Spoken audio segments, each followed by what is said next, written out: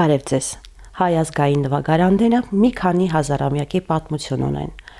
Ցավոք, հնագիտական պեղումների ժամանակ շատ երաժշտական գործիքներ չեն գտնվել, քանի որ դրանք պատրաստված լինելով ոչ դիմացկուն նյութերից, հիմնականում փայտից, կաշվից, եղեգից, երբեմն ոսկորից, ժամանակի ընթացքում քայքայվել եւ ոչնչացել են։ Սակայն հնագիտական նյութերի փոխարեն կան այլ վավերագրումներ։ Օրինակ Մատենադարանում պահվող ձեռագրերի նկարազարդումներում շատ կան ժողովրդական նվագարանների պատկերումներ։ Իդեպ Ժայռափոր Գեղարդի պատին փորագրված է մի ռազմիկ, որի մի ձեռքին նիզակ է, իսկ մյուսով փող է նվագում։ Նաև Մշո Սուրբ Առաքելոց վանքի դռան վրա է փորագրված երաժշտական գործիք փողը։ Մեր պատմիչները եւս անդրադարձել են ազգային նվագարաններին, օրինակ Խորենացին, Արտաշես թագավորի թաղման նկարագրությունում հիշատակում է թափորի արչևից գնացող պղնձաձայն փողահարներին։ Փավստոս Բուզանդը Պապ թագավորի սպանությանը նախորդող խնջույքի նկարագրության մեջ հիշատակում է սրնգահարների, փողահարների, թմբկահարների, քնարահարների եւ այլ երաժիշտների։ Օր 6-րդ հաղորդաշարի այսօրվա հյուրը թառահար, կոմպոզիտոր, Նարեկացի ազգային նվագարանների նվագախմբի գեղարվեստական ղեկավար Արտեմ Խաչատուրն է։ Բարև ձեզ, պարոն Խաչատուր։ Ողջույններս։ Շնորհակալ ենք մեր հրավերն ընդունելու համար։ Սիրով։ Հայ ազգային նվագարանները ոչ միայն հազարամյակների պատմություն ունեն, այլև շատ բազմազան են եղել։ Սակայն մեր նվագարաններից այսօր խիստ հանրահռչակված է դուդուկը, ի տարբերություն այլ նվագարանների, որոնք ժամանակի ընթացքում դուրս մղվեցին կատարողական շրջանառությունից։ Կուզեի այսօր պատմեիք մեր այդ նվագարանների մասին, որոնց երբեմն կոչվում են նաև մեռնող նվագարաններ, հիշեցնեք նրանց դերն ու նշանակությունը մեր մշակույթի համար եւ հանգամանքներն ու պատճառները, որ այդ նվագարաններին դուրս մղեցին մեր մշակութային կյանքից։ Հարցը բավականին ծավալուն է։ Այո։ Սակայն ընդհանուր առմամբ ասեմ, այսպիսի դիմիտիտարկում բնականաբար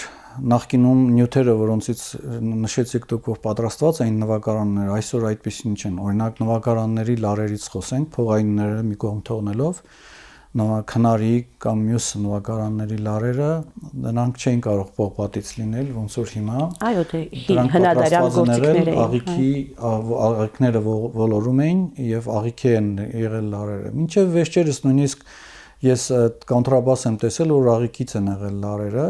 այսինքն վերջերս ասելով ես ուսանող ժամանակ տեսել եմ այդպիսի կոնտրաբասներ, որ իրենց լարերը աղիքի էին եղել եւ կա ազգային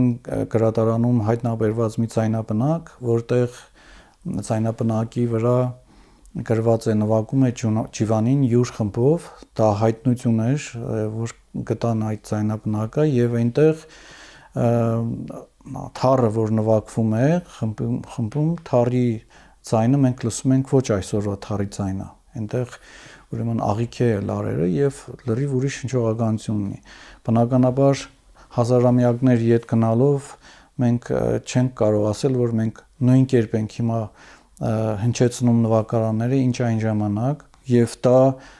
այսպես ասած, անլուծելի մի խնդիր է, որովհետեւ մենք չենք կարողանա երբեք իմանալ, թե նախկինում ոնց են հնչել այդ նվագարանները, ուղղակի այս 100 տարեկան ձայնագրությունը մեզ ստիպեց շատ բաներ դիտարկել այլ կերպ։ Եվ այն փաստը նույնիսկ վոկալի առումով, որ Ջիվանին համարվել է ժամանակի լավագույն երգիչը եւ դրա վկան Հովհաննես Թումանյանն է եւ իր գրվածքներում ասում է եւ շատ մտերիմ է եղել Աշոտ Ջիվանու հետ եւ Ջիվանու ձայնը երբ որ լսում ես ոնց է երգվել այն ժամանակ հայկական երգը եւ այսօր ոնց է երգվում, լուրջ զգալի էվոլյուցիայի արդյունք կա եւ հասկանում ենք, որ 100 տարվա մեջ եթե այսքան տարբերություն կա, հազարամյակների մեջ ինչքան մեծ կլինի տարբերությունը։ Սա եւ նվագարանային առումով ասեցի եւ վոկալի առումով ասեցի, ինչ վերաբերվում է այն փաստին, թե ինչու է հիմա այսպես, ինչու առաջվանը չի, միգուցե եթե մի պահ կա, որ նվագարանները այնքան զարգանան, որ իրենց կորչելու վտանգը չլինի, միգուցե վարպետներ լինեն, առաջ գան եւ սկսեն փորձել պատրաստել ոնց որ նախկինում են եղել նվագարանները եւ երաժիշտները միգուցե մի հատ կոլեկտիվ ստեղծի, որ հնագույն հայկական երաժշտություն փորձեն նվագել եւ այդ ժամանակ միգուցե մենք ականատես ակնդիրը լինենք այդ երաժշտության, թե ինչ հետաքրքիր հնչողականություն եղել հազարամյակներ առաջ, բայց մենք քանի որ ցայնագրող սարքեր չկան եւ մենք հիմա առաջնորդում ենք միայն նրանով, ինչ մեզ փոխանցել են մեր մեծ վարպետները, այսինքն ես որպես թառահար հետևել եմ Սողոմոն Սերյանյանի նվագին եւ փորձում եմ պահպանել հայկական թառի հնչողականությունը։ Գիտեք, շատ հաճախ այսպիսի հարցեր են առաջ գալիս, թե անընդհատ ոնց որ ինքնահաստատվելու խնդիր լինի, բայց սա կորստի գնալու ճանապարհին են առաջանում այս հարցերը եւ հարցնում են այս նվագարանը հայկական է թե հայկական չի։ Նայեք, ուրեմն թառի մասին ասեմ, որ 7-ից 800 տարեկան հանելուկ կա թառի մասին, արդեն սա բավարար է, որ ՅՈՒՆԵՍԿՕ-ն սխալ դուրս գա իր որոշումների համար։ Ինչ հանելուկ է։ Ասում է մի օրորոցքում 10 եղբայր կեն քնած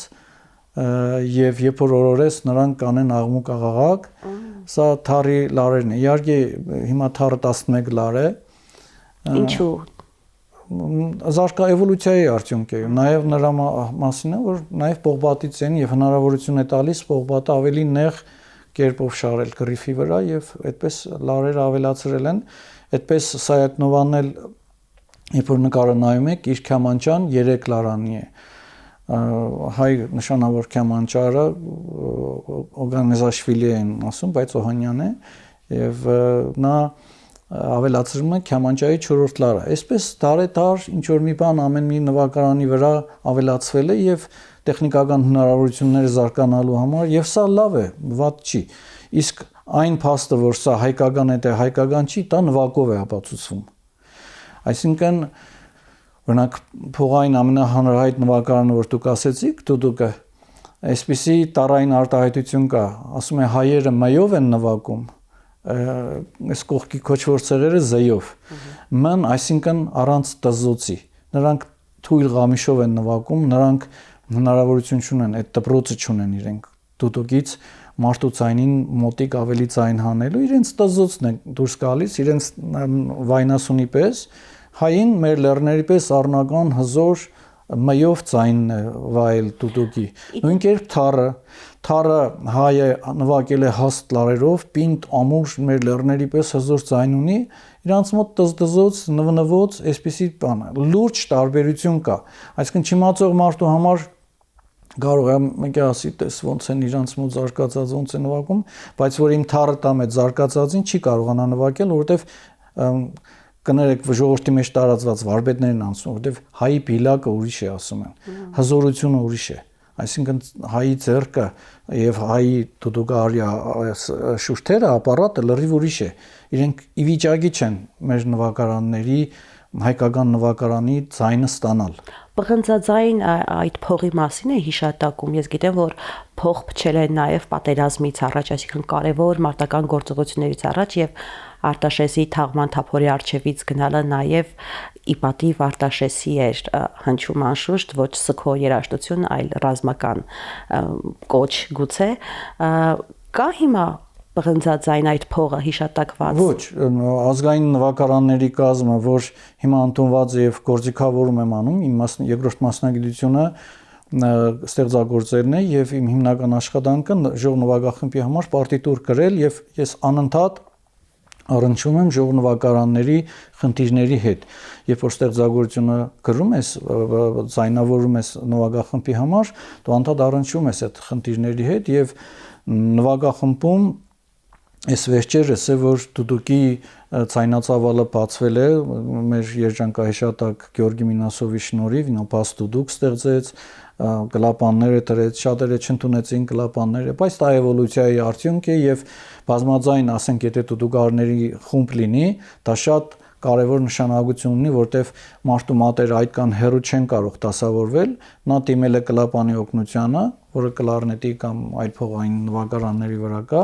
օգտվելով, բայց հնչողականությունը դուդուկի է։ Եվ տեսեք, որևէ պղնձա փողային նվագարան կոնկրետ այսօրվա ժողնվագախումբը չունի։ Կան խորենացին նաև փանդիրի մասին է խոսում, որ փանդիրը բնականաբար պատերազմից զինվորներին ոգևորելուց առաջ չէր կարող լինել լարային նվագարան, որովհետև այդ աղմուկ աղաղակի գոչյունների մեջ, ասենք, թառը, սազը կամ հիմա Բամբիր անունով նվագարան կա, Մարտին Խաչատրյանն է ստեղծել դա, իդեպ դա միակ հայկական նվագարանն է, որ այլ ազգեր չունեն։ Չեն հասցրել գողանալ մեզանից,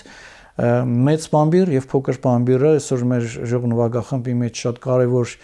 դեր ունի, որ զարմանալի բան էլ ասեմ, որևէ երաժշտական դպրոցում, չգիտես ինչու, չեն ուսուցանվում այդ նվագարանները, կարծես մենք մեզ չի հետաքրքրում, այսինքն մշակույթի նախարարության միգուցե չի հետաքրքրում այն փաստը, որ մենք միակ երկիրն ենք երկրագնդի վրա, միգուցե նաև չինացիները, որ մեր ազգային նվագարաններով, միայն մեր ազգային նվագարաններով կարող ենք բազմաձայն նվագախումբ ունենալ։ Երկրագնդի վրա չկա այլ երկիր, որ իր նվագարաններով կարողանա բազմաձայն երաժշտություն ներկայացնել։ Չինացիներն են արել, վերջերս է դա ուրեմն տեղի ունեցել, իրենք նոր են արել, իրենք իդեպ իրենց լիարժեք բազմաձայն չի համարվում, որովհետև իրենք պենտատոնիկայի վրա են իրենց երաժշտությունը կառուցում, լիարժեք բազմաձայն նվագախումբ միայն ունի Հայաստանը երկրագնդի վրա իր ազգային նվագարաններով։ Իդեպ սրան ավելացնեմ, որ շատ հզոր երկրներ, նույնիսկ օրինակ Ֆրանսիա կամ Գերմանիա չեն կարող իրենց ազգային նվագարաններով բան անել, որովհետև հպարտանալ, այսպես ասեմ, որովհետև ամեն մեկը մի հատ նվագարան ունի, ասենք Պարգապոզուկի իրար ձեռք են փախցնում, թե որ երկրինն է։ Բելոռուսիայի ժողնվագարանների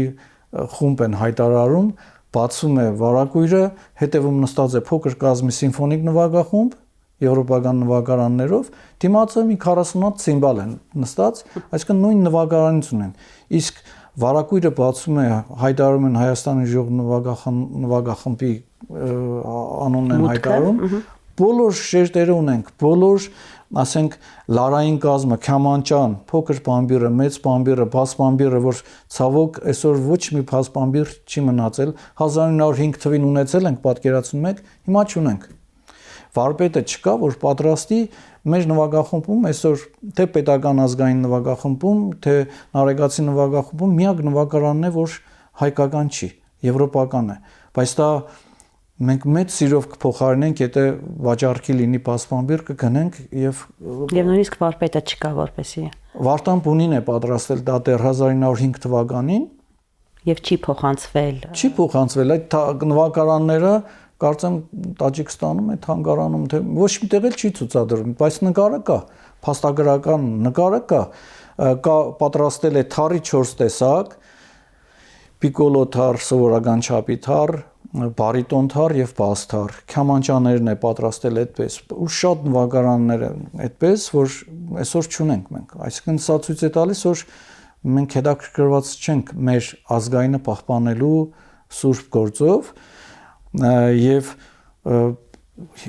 խոսքս շարունակեմ այն հատվածից, որ ասեցի վարակույրը բացում է եւ բոլոր նվագարանները հայկական են։ Այսինքն բոլոր շերտերը թե փողային կազմով ունենք բազմաձայն նվագելու հատված, թե լարային կազմով, թե կսմիտային գործիքների կազմով, այսինքն բավականին լուրջ եւ հարուստ հնչողականություն կա, որը ապացուցել է, որ կարող է ինքնուրույն հնչեցնել բազմաձայն երաժշտություն։ Իդեպ նարեկացի նվագախմբի ձայնագրություններով սա վերաբերվում էր կոնկրետ հենց մեր ազգային նվագարանները պրոպագանդելուն։ Ես մի քայլ եմ արել, որը իմ սկզբունքներին դեմ է։ Սա ազնիվ չէ, բայց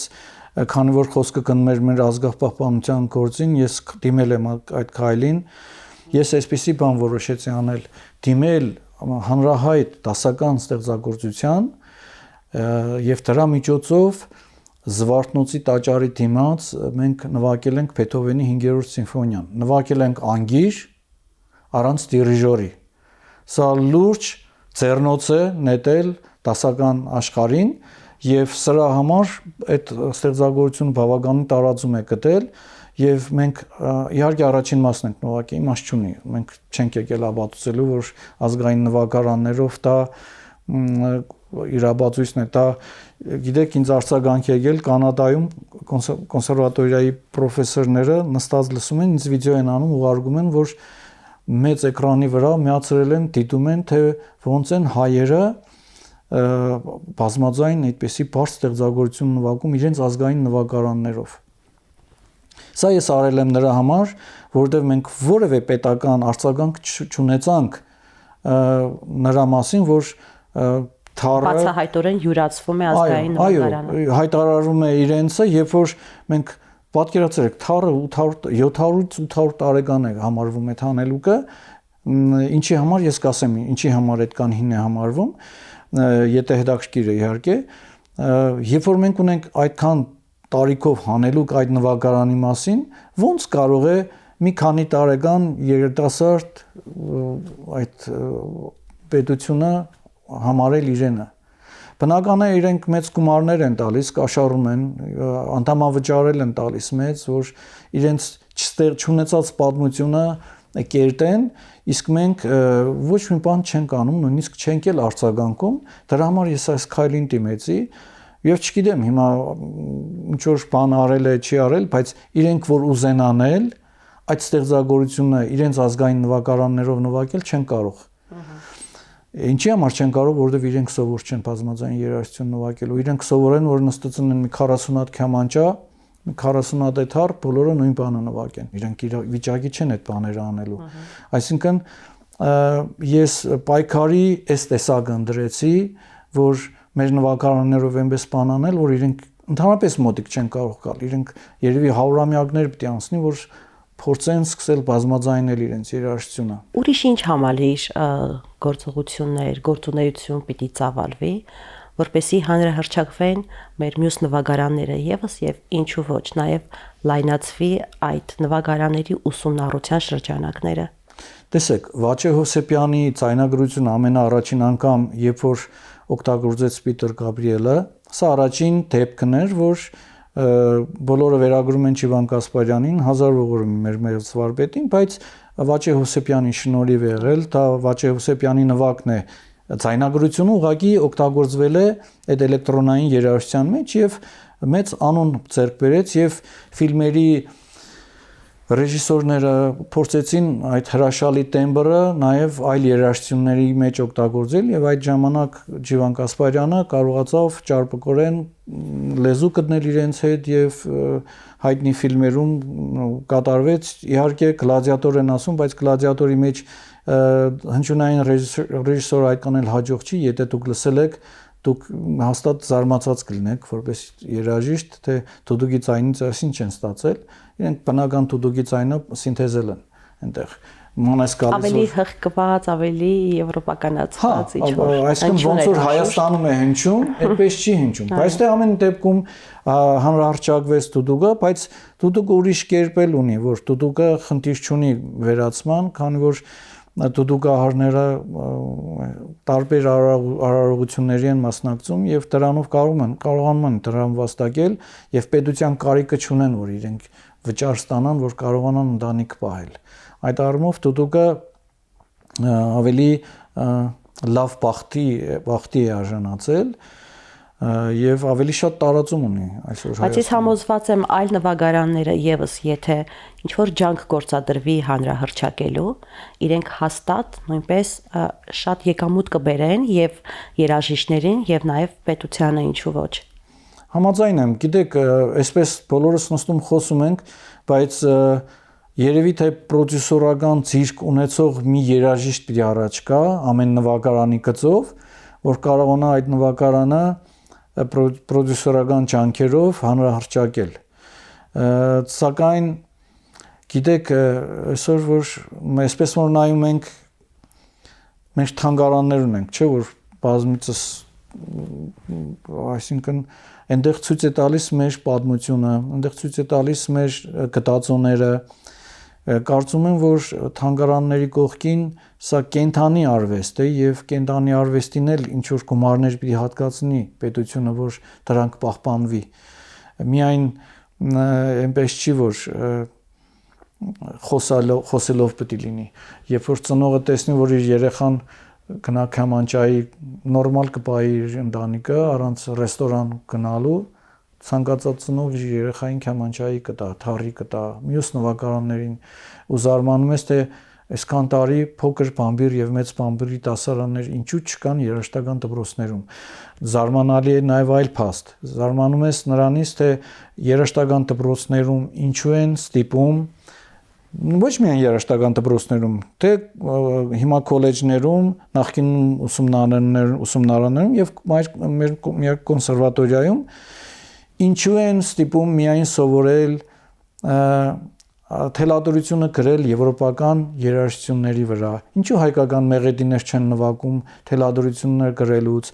ինչու չեն սովորացնում հայկական հարմոնիա, ինչու են պարտադրում, որ Հայդենի, Մոցարտի հարմոնիաներն են միակ ճշտմարտությունը, ոչ, դա էլ պիտի սովորեն,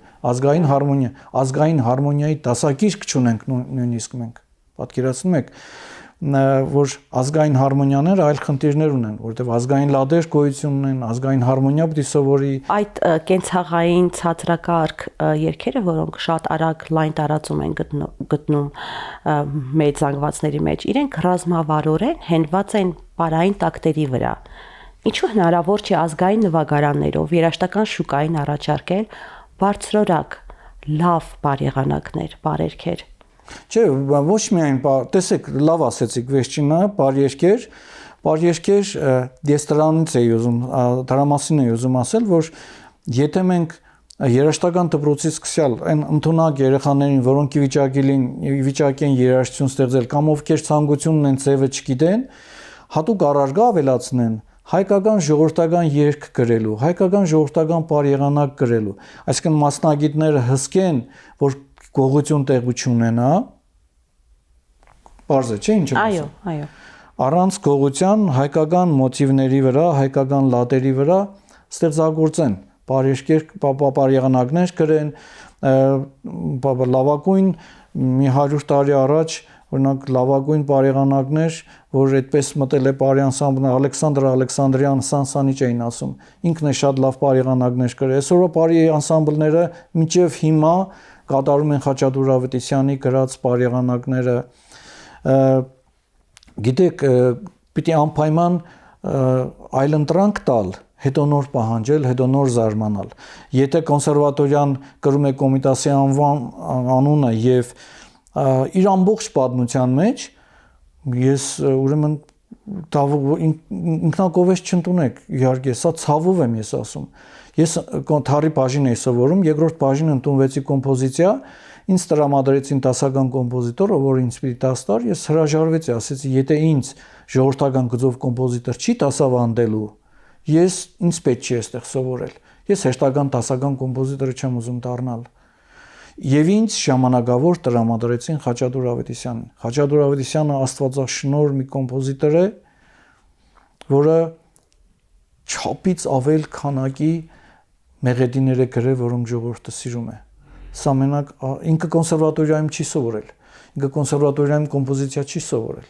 բայց կոնսերվատորիայի ժողովրդական գործիքների բաժինը ինքն է ստեղծել։ Այնպես ստեղծելով ինքը չէր կարող սովորել, այսինքն այնքան ծիրք ուներ, որ կարողացավ հասնել նրան, որ կոնսերվատորիայում ժողովրդական բաժինը ուրեմն ստեղծեց։ Իհարկե իմ սովորելու ժամանակ 90-ականներին Տիգրան Մանսուրյանը ուզում էր փակել, իր ռեկտոր եղած ժամանակ մենք բողոքեցինք, չգիտեմ ում հրամանն էր կատարում, բայց Նորայր Տավթյանն էլ հիմա ազգային պետական նվագախմբի գեղարվեստական ղեկավար եւ պրոֆեսոր ինքն է գրել դիմումը, մեր ուսանողների անունից բողոք դիմումը, որ կարողացել է կասեցրել ենք, այո, եւ հետո էլ են եղել ցանկություններ, անընդհատ այս ցանկությունը կա, եւ Խաչատուր Ավետիսյանը տեսեք ինչ հրաշք գործ է արել, շեղվելով թեմայից, հիմա կամ այն հարցին, որ դուք ասեցիք, կոնսերվատորիայի 100 եւ ավել տարիների պատմության մեջ առաջին եւ վերջին ուսանողը դարձա ես, որ ժողովրդական գծով ստեղծագործեցի ես։ Գնում եմ, այսինքն կոմպոզիցիոն հնարքներ են սովորեցնում, տարբեր առարկաներ։ Ֆուգայի ժամին բոլորին արգելված էր հայկական մոտիվով, ուրեմն ֆուգան գրելը, բոլորը պարտավոր էին գրել Բախի ոճով, ինձ թույլատրված էր գրել շարականի ոճով։ Ինչի է արգելվում, խնդրում եմ ինձ բացատրություն տան այդ կոնսերվատորիան ղեկավարող ռեկտորները հեշտական, ինչու է արգելվում կոմպոզիտորին ստեղծագործել հայերեն, թող գրեն նաև այսպես իրենց խոսքերով ասում համամարտկային երաժշտություն, բայց ինչու արգելել հայ կոմպոզիտորին ստեղծագործել հայերեն եւ դրանից հետո գործ ունենալ Հայաստանում։ Եթե կոմպոզիտորը ստեղծագործի հայերեն, այս ժողովրդի համար ստեղծագործի, ինքը շատ լավ գումար կարողանա վաստակել։ Եվ կկանք այն հարցին, որ անճաշակ եւ օտարամոլ այդ ռաբիզի երգ գրողները գողությունով չեն գրի այդ երգերը, որոնք ձեր ներվերի վրա ազդում են, իմ ներվերի վրա են ազդում,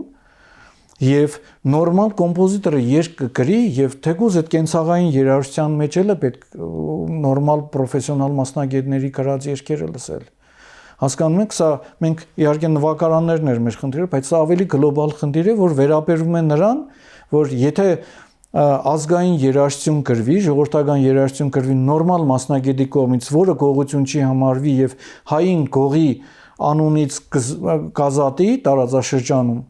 մենք կունենանք նորմալ կենցաղային երաժշտություն եւ այդ կենցաղային երաժշտությունը եթե ժողովրդական ակումբ ունեցավ, բնականաբար այլ անճոռնի նվագարաններով չեն նվագի, կնվագակցեն ազգային նվագարաններով։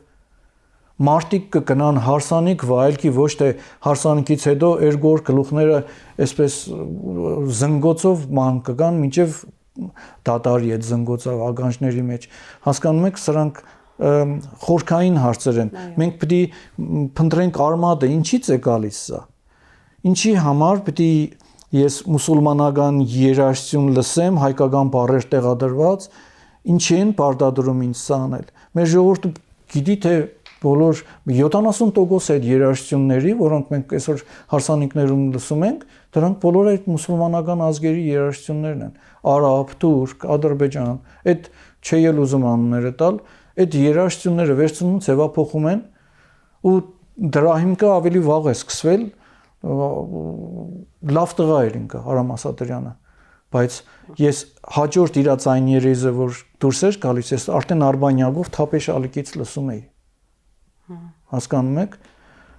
Եվ մշակույթի նախարարը ողջևորելու համար առանց հասկանալու Քուսանի եւ Աշուղի տարբերությունը Քուսանի կոչում է շնորհում։ Ես իրեն չեմ մեղադրում, ինքը ինչ կարողացել դա արել է։ Յուրաքանչյուր ազգ ունի իրեն բնորոշ ձայնը,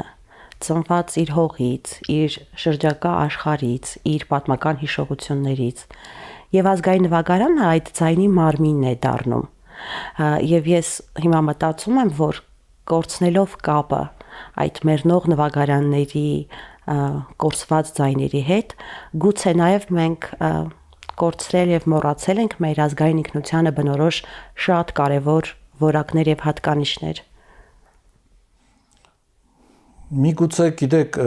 էվոլյուցիայի արդյունքում, որ նվագարանների հնչերանգները սկսեցին փոխվել, այդ առումով ճիշտ է, բայց նվագարանը էվոլյուցիայի ընթացքում զարգացել է, կարելի ասել ավելի դյուրամարս է տարել ժողովրդին եւ ինչու չեն նաեւ երաժիշտների համար, որովհետեւ մետաղելարը երբ որ առաջացավ եւ տեղադրեցին նվագարանների վրա, քամանչայի, թարի, դա երաժշտի գործը հեշտացնում է, որովհետեւ երբ որ մի փոքր խոնավ տեղ ես գնում, աղիքի լարը ցկվում եւ լարից ընկնում է նվագարանը, դա անհարմարություն է ստեղծում։ Բայց դուք ճիշտ եք ասում, որ հնչերանգը փոխվելով ինքնությունը կորցնելու առումով միգուցե եթե սարքեր հետո հորինեն, որ ասում են, չէ, որ որևէ պատկեր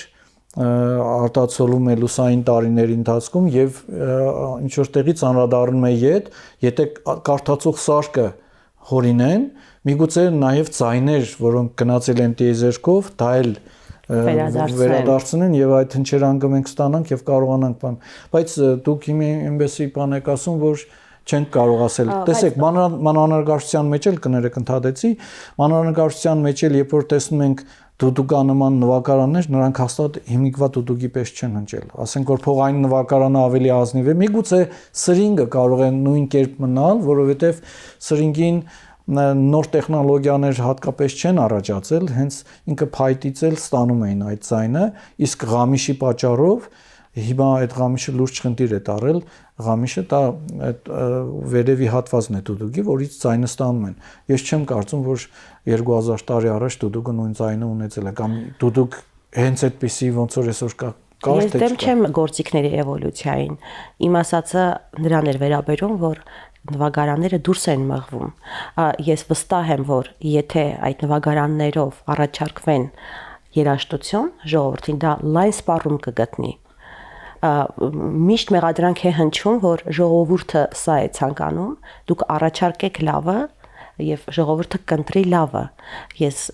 ցավով խոսում եմ մեր գործված նվագարանների մասին, որ մենք ունենք եւ չենք կիրառում։ Դրանք չեն հանրահարչակվում։ Իմ կյանքի հասկացած ես,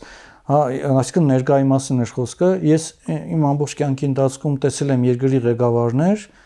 որոնցից ոչ մեկը բացի Կարեն Թեմիշյանից, որովհետև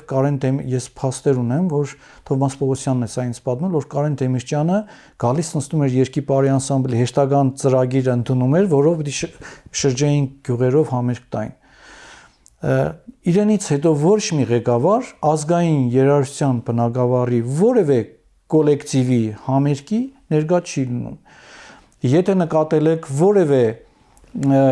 պետական միջոցառման կամ նոր տարվա երեկոյի կամ պիտի լինի ջազ նվագախումբ կամ սիմֆոնիկ նվագախումբ։ Մեր երկրի ոչ մի ղեկավար, անկախությունից հետո եմ սա ասում, ոչ մի ղեկավար ժողովրդական երաժշտություն չի սիրել։ Դա մեղադրելու չէ, իրենք այլ ազգի երաժշտություն են սիրում, դե թող սիրեն, ինչ ասեմ, բայց հիմա դրանից էլ բխում են խնդիրը, որ պետական միջոցները չեն տրամադրվում ազգային նվագարանների։ Որևէ միջոցառում ես չեմ տեսել, որ պետական մեծ նվագախումբ ունենք, որը դեպ օրերս 40-ից քայքայվե իջել է 30-ի, կողքից էլ բավական երաժիշտներ թողեցին, լավ երաժիշտներ, Արմենը Գրիգորյան, կոնկրետ հենց անունը պետք է ասեմ, հրաշալի մի դուդուկահար, միայն նրա համար, որ ատեստացիա են անում եւ որոշելու են թե ինքը արժանիք ունի նվագել թե չէ, իր մոտ գալիս է մի երեխա, որը ինքը պիտի որոշի թե Արմենը արժանիք ունի այդ նվագախումբը նվագելու, սա անարգանք է առաջինը նվագախմբի գեղարվեստական ղեկավարի նկատմամբ, սա գործընթաց էր, որ քայքայում է պետական ազգային նվագարանները եւ կոնկրետ լավ երաժիշտներ թողեցին խմբից դուրս եկան։ Սա ես գտնում եմ, որ սա պետական մտածված անցնցում կոլեկտիվները քանդելու միջոց է։ Բայց մի լավ բան պիտի ասեմ ձեր գրված օպերայի մասին, կխնդրեմ կարճ ներկայացնեք ինչ օպերա է, ազգային նվագարանների վրա, սա առաջին դեպքն է, որ ազգային նվագարաններով օպերա է առաջարկվում։ Օպերան իդեպ գրել եմ 2014-ին, գաղափարի հեղինակը Սմբատ Խալատյանը եւ նաեւ լիբրետոյի հեղինակն է Նաչիվանու ծերագրից է, ուրեմն լիբրետոն գրել։ Իմ ուսանող ժամանակվանից սկսյալ, երբ որ ուսանող ժամանակ ես որևէ համերգ բաց չէի թողնում օպերային շենքում ընդհանրապես, թե Արամ Խաչատրյանի հատվածում, թե օպերային հատվածում, միշտ հարց է առաջացել, ինչու մենք չունենք օպերա, երբ որ մենք ունենք ազգային նվագարաններով բազմաձայն երաժշտություն նվագելու հնարավորություն։ Ինչու չունենք մի երաժշտություն, որտեղ օպերային թատրոն գալու մենաշնորհը չի մնա միայն դասական վոկալ սիրողներին։ Մարդիկ կան, որոնք ժողովրդական երգ են սիրում, ինչու ներկայացում չցուցադրել այդ մարդկանց եւս եւ օպերային շենքի հանդիսատեսի քանակը կավելանա այս դեպքում, որտեղ մարդիկ կան, որոնք ժողովրդական երգ են սիրում իրենք, եւ սա է գաղափարը, ինչու մենք չունենանք մեր ժողովրդական օպերա։ Ինչ է ասել ժողովրդական օպերա։ Միգուցե օպերա տերմինը բնորոշ է միայն այդ դասական արյաներին, անվանումը թող օպերա չլինի, ինչ ուզում են թող լեզվաբանները նստեն, մտածեն, անունը տնեն, բայց սա ներկայացում է ժողովրդական երգը ժողովրդական մաներայով, դասական նվագախմբի փոխարեն նվագակցում է ժողովրդական գործիքների նվագախումբը եւ դասական բալետի փոխարեն ժողովրդական պարն է ուղեկցում։ Ինչ է կոչվում օպերան։ Աշուղ Ղարիբն է թեման, սա եղել է մեր ժողովրդի ամենասիրած սիրավեպը։ Իդեպ մի հետաքրքիր բան ասեմ, երբ որ դադաշուղներ են եղել, որոնք ստեղծագործող չեն, իրենք լուր են փոխանցել, այսինքն այս գյուղից գնացել են այն գյուղ, լուր են տարել, լուր են բերել եւ օպերան այս սիրավեպը երգել են 62-ից բաղկացած սա մի հեքիաթ է, ուրեմն գյուղի օդայում այդպես է հավաքվել են գյուղացիները աշխատանքից հետո նստել են այս լուրերն է պատմել են կողքի գյուղում ինչ է պատկադարվել ինչ է եղել եւ սկսել է հեքիաթը պատմել պատմում էր եւ երգում էր եւ ամենահետաքրքիր հատվածում ընդհատում էր եւ ասում էր եթե ուզում եք շարունակությունը լսել վաղը այս ժամին նորից ձեզ սպասում եմ այսինքն մի 4-5 օրվա մեջ կամ ավել նույնիսկ Ձգվել է պատմությունը։ Այո, 62-ը բավարար էր, որ այդ մի քանի օրում ինքը դրամ է աշխատել ու անցել է հաջորդ գյուղին։ Սա ինչի համար եմ ասում ամենատարածված հեքիաթներից մեկն է, որովհետև բանահավաքության նյութերը կոնսերվատորիայի ֆոլկլորագիտության ամբիոնում շատ մեծ թիվ են կազմում։ Շատ մեծ թիվ են կազմում եւ տեսնում ես, որ ժողովուրդը այդ հեքիաթի երգերը սիրել է։ Իդեպ ամենանշանավոր 7 երգերը անփոփոխ թողել եմ օպերայում եւ սա իմ համար երազանք է եղել որ բեմ բարձրանա եւ մեր երջանկայի շատակ Օֆելիա Համբարձումյանը կենթանի էր այն ժամանակ երբ որ լսեց ոգևորվեց ասեց ափսոս իմ երիտասարդության տարիներին չի եղել մեր մեծերը իրոք միշտ խոսել են Հովանես Պատալյանը Օֆելիա Համբարձումյանը եւ Ռիմա Սարիբեկյանը իրար հետ նստած են եղել Հովանես Պատալյանը այսպեսի բան է ասել, սա իր կարծիքը գրելուց Ռիմա Սարիբեկյանն է տվել ինձ, իր պատմությունն է, իր կարծիքը գրելով, մեջը պատմում ասում է, որ Հովանես Պատալյանի հետ նստած են եւ խոսք է գնացել, թե ինչու մենք չունենք այս ժողովրդական օպերան միջև, մեր պատմության մեջ երբեք չի եղել, Հովանես Պատալյանը ասել է, գալու է օրը, մենք ունենալու ենք անպայման ժողովրդական օպերա, իհարկե իր մահից հետո է գրվել օպերան Եվ Արմեն Ամիրյանը այդ ժամանակ երբ որ բաներ մշակույթի նախարար էր գրել էր որ օպերայի գեղարվեստական խորհրդին գրել էր որ իր կարծիքով սա պիտի մտնի հիմնական խաղացանկ բայց գիտական գեղարվեստական խորհուրդը մերժեց նրա համար որ դասական նվագախմբի համար չի գրված եթե փոխեմ այն դասական նվագախմբի 2018-ին կկատարվի բայց ես մերժեցի ասեցի երբեք թույլ չեմ տա օպերան փոխել դասական կազմի եւ դասական երկեցողության համար չի կատարվի թող չկատարվի հիմա մենք համերգային կատարում ենք պատրաստում առաջինը Գյումրիում է տեղի ունենալու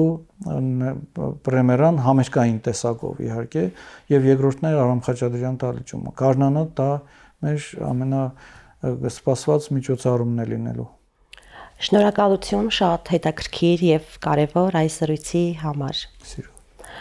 Ազգային նվագարանների եւ ազգային երաժշտության մասին այս զրույցը պարզապես երաժշտական խոսակցություն չէր, այլ ազգային ինքնությանը եւ շարունակականությանը վերաբերող խոսք։ Շնորհակալություն կհանդիպենք։